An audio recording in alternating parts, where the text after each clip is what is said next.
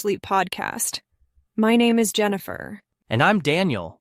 How are you doing today, Daniel? I'm doing great, Jennifer. It's been a productive day so far. How about you? I'm feeling fantastic. I'm especially excited about today's topic. I think we're going to have an engaging conversation. Absolutely. Today, we're delving into something that touches every one of us, our daily routines. It's the rhythm that keeps our lives moving forward. Exactly.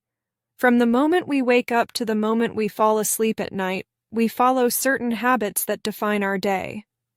But tell me, Daniel, what exactly does a typical day look like for different people? That's a great question. Daily routines can look very different depending on your lifestyle, but they're made up of the little things we do regularly. Throughout today's episode, we'll be sharing our own routines, from the way we start our mornings to how we wind down in the evening. That's right. And along the way, we'll talk about how having a routine can help you feel more balanced and in control. It's all about finding what works best for you. Exactly. But before we dive into that, I'd like to introduce our vocabulary expert, Crystal. After each section, she'll break down key words and phrases to help you grasp the language better. Crystal, we're excited to have you with us today. Thanks, Daniel. I'm happy to be here, and I can't wait to help our listeners break down some vocabulary along the way. Wonderful. Let's begin with the morning routine. So as a student, my mornings are pretty structured. I usually wake up around 7 a.m. and I take a moment to stretch and breathe before I get out of bed. It's a gentle way to start the day, and it helps me feel more alert. Then I head to the bathroom to brush my teeth and wash my face. It's a refreshing start. That sounds nice. I wake up a bit earlier, around 6:30 a.m., since my job requires me to start early. The first thing I do is drink a glass of water to hydrate, and then, like you, I brush my teeth and wash my face. It really sets the tone for the day ahead. Exactly. Hydrating first thing in the morning is such a good habit. After that, I have a light breakfast, like oatmeal or toast, just something simple to get my energy up before classes. Breakfast is essential for me, too. I usually go for eggs with toast, or sometimes I mix it up with a smoothie. After breakfast, I take a few minutes to check my emails and review my to-do list, so I know what's on the agenda for the day. I do the same. I check my class schedule and make sure I'm ready for the day ahead. It's always nice to feel organized before jumping into things. Absolutely. Having that calm, organized start to the day really makes a difference. Now, to help our listeners dive deeper into the vocabulary we've just used, let's hand it over to Crystal.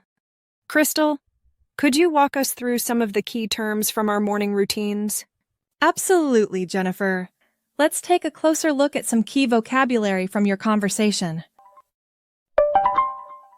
Stretch. To extend your body or limbs to loosen up your muscles, which Jennifer does to ease into the day. Hydrate. To give your body water. Daniel starts his day with a glass of water to hydrate himself. Light breakfast. A small, simple meal in the morning, like oatmeal or toast. Jennifer prefers a light breakfast to get her energy up for the day. To-do list. A list of tasks you plan to complete during the day. Daniel reviews his to-do list every morning to stay organized.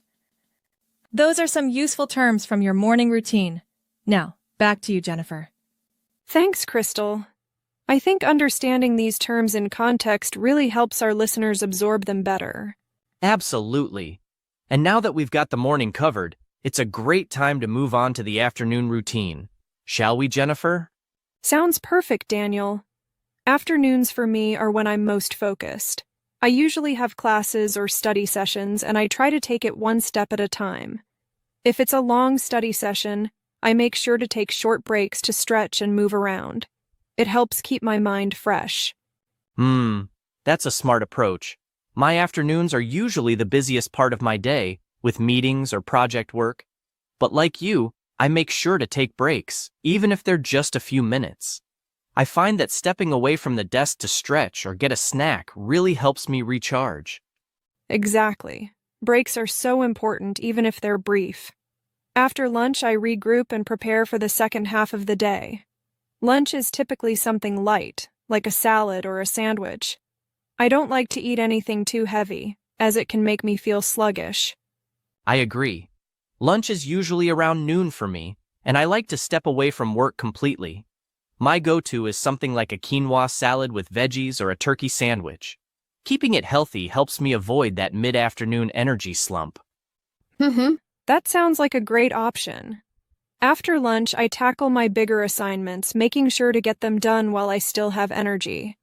It feels good to wrap up those important tasks before the day winds down. Yeah, I do the same. After lunch, I focus on key projects that require my attention and try to knock them out while I'm still feeling productive. All right, Crystal, could you take us through the vocabulary from our afternoon routines? Certainly, Daniel. Let's break down some of the key terms.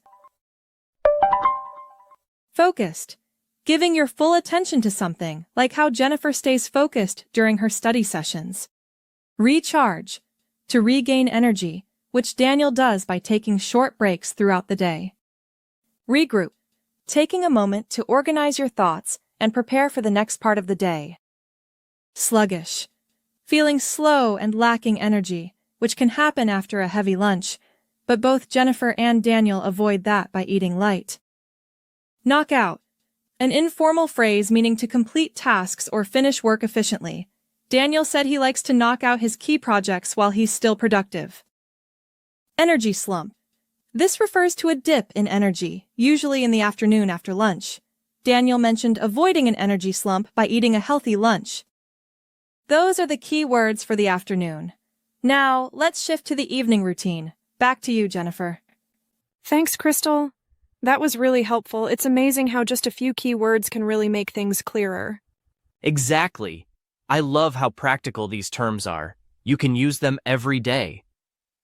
All right, let's wind things down by talking about our evening routines. Evenings are when I like to unwind and relax after a busy day of classes. After dinner, I usually take a short walk or do some light stretching to help me de-stress. It's a peaceful way to close out the day. I totally relate to that. After work, I make time to relax too, whether it's listening to music or going for a walk.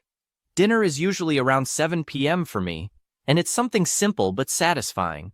I like grilled salmon with veggies or a stir-fry with rice. That sounds delicious. My dinner is usually something quick and easy, like pasta with vegetables or a rice bowl. Once dinner is done, I always make sure to brush my teeth and wash my face. It's such a small part of my routine, but it helps me feel refreshed and ready for bed. Oh, definitely. Brushing my teeth and washing my face feels like pressing the reset button after a long day. It's a simple way to shift into relaxation mode. After that, I usually wind down with a book or a cup of herbal tea before bed. That sounds really calming. I also avoid screens before bed, instead spending some time reading or listening to music. I aim to get to bed around 10 p.m. so I'm well rested for the next day. Same here. I stick to a consistent bedtime too, around 10:30 p.m., and it's amazing how much better I feel the next day when I get a full night's sleep. All right, Crystal. One last time, could you walk us through the vocabulary from our evening routine? Absolutely, Jennifer. Let's go over the key phrases from your evening routines. Unwind. To relax and let go of stress, like what Jennifer and Daniel do after a busy day. Reset button. A metaphor for starting fresh, which Daniel mentioned when talking about brushing his teeth and washing his face. Wind down. Similar to unwind, it means to gradually slow down and prepare for sleep. Herbal tea. A caffeine-free tea that helps you relax, which Daniel drinks before bed. And that wraps up the vocabulary for today. Back to you, Jennifer and Daniel. Thank you so much, Crystal, for guiding us through those key words and phrases.